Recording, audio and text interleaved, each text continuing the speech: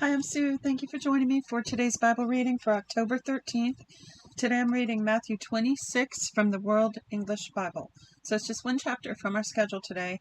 I'm guessing it's a little bit longer. So Matthew 26:1. When Jesus had finished all these words, he said to his disciples, "You know that after 2 days the Passover is coming, and the Son of Man will be delivered up to be crucified." Then the chief priests, the scribes, and the elders of the people were gathered together in the court of the high priest, who was called Caiaphas. They took counsel together that they might take Jesus by deceit and kill him. But they said, "Not during the feast, lest a riot occur among the people." Now when Jesus was in Bethany, in the house of Simon the leper, a woman came to him having an alabaster jar of very expensive ointment, and she poured it on his head as he sat at the table. But when his disciples saw this, they were indignant, saying, "Why this waste? For this ointment might have been sold for much and given to the poor." However, knowing this, Jesus said to them, "Why do you trouble this woman?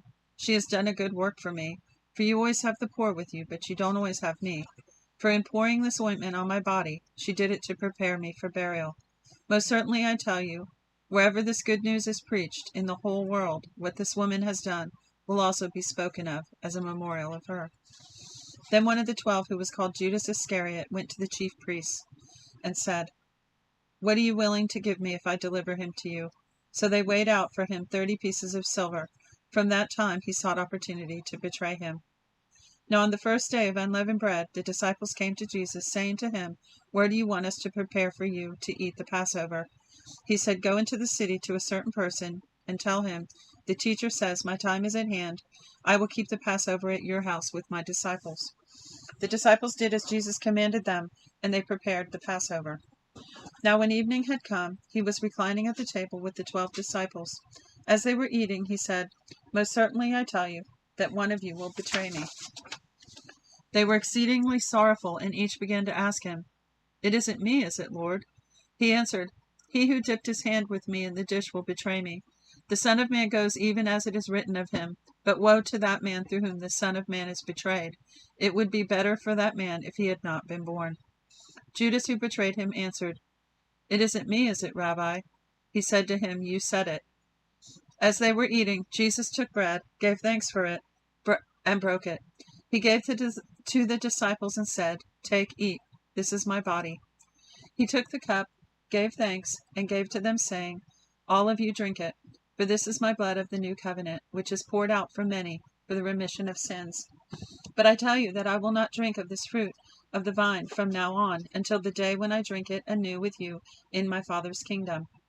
When they had sung a hymn, they went out to the Mount of Olives.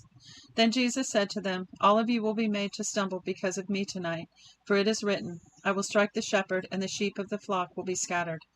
That's from Zechariah 13:7. "But after I am raised up, I will go before you into Galilee."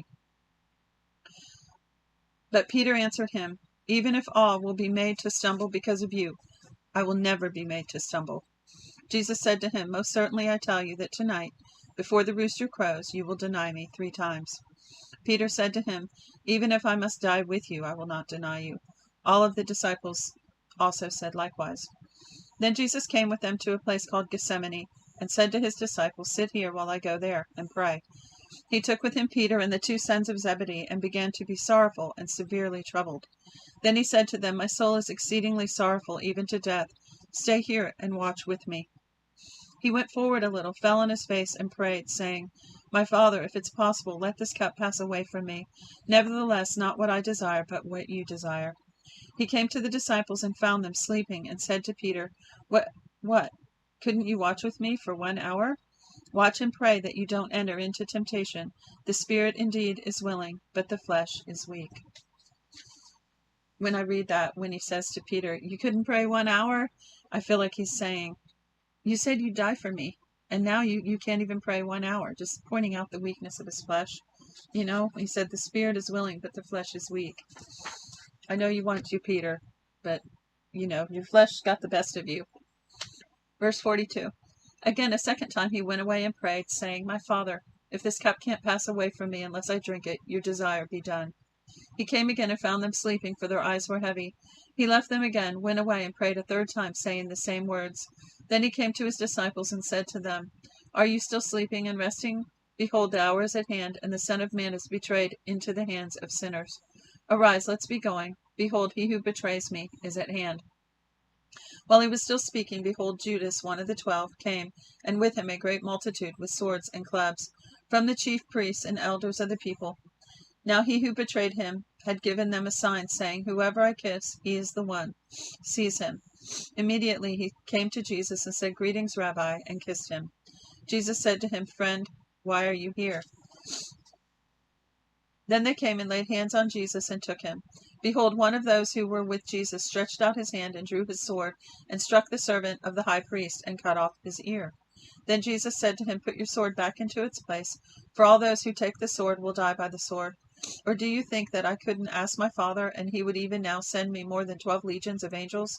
How then would the scriptures be fulfilled that it must be so? In that hour Jesus said to the multitudes, Have you come out against a robber with swords and clubs to seize me? I sat daily in the temple teaching, and you didn't arrest me. But all this has happened that the scriptures of the prophets might be fulfilled.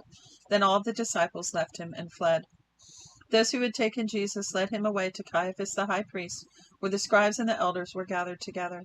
But Peter followed him from a distance to the court of the high priest, and entered in and sat with the officers to see the end. Now the chief priests, elders, and whole council sought false testimony against Jesus, that they might put him to death, and they found none. Even though many false witnesses came forward, they found none. But at last 2 false witnesses came forward and said, This man said, I am able to destroy the temple of God and to build it in 3 days. The high priest stood up and said to him, Have you no answer? What is this that these testify against you? But Jesus stayed silent. The high priest answered him, I adjure you by the living God that you tell us whether you are the Christ, the Son of God. Jesus said to him, You have said so. Nevertheless, I tell you, after this you will see the Son of Man sitting at the right hand of power and coming on the clouds of glory. On the clouds of the sky. My mind goes back to the ones I've read in other versions. I have to be careful about that. Verse 65. Then the high priest tore his clothing, saying, He has spoken blasphemy. Why do we need any more witnesses? Behold, now you have heard his blasphemy. What do you think? They answered, He is worthy of death. Then they spat in his face and beat him with their fists, and some slapped him, saying, Prophesy to us, you Christ. Who hit you?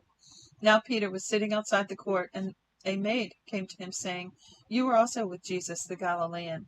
But he denied it before them all, saying, I don't know what you're talking about. When he had gone out onto the porch, someone else saw him, and said to those who were there, This man also was with Jesus of Nazareth. Again he denied it with an oath, I don't know the man. After a little while those who stood by came and said to Peter, Surely you are also one of them, for your speech makes you known. Then he began to curse and to swear, I don't know the man. Immediately the rooster crowed. Peter remembered the word which Jesus had said to him, Before the rooster crows, you will deny me 3 times. Then he went out and wept bitterly. That's the end of today's reading for Matthew 26 for October 13th. I think I might have said October 12th in the beginning. No, maybe not. Anyway, that's it for today.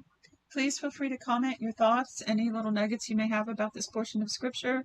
Be sure to check the description of the video for information on how to get your one-year Bible, or there's a free one-year Bible offered, but also there are affiliate links for the World English Bible. There's also a link for that in the comments, as well as a link for a really great Bible study tool that I just love. And that's it for today. Until next time, bye-bye.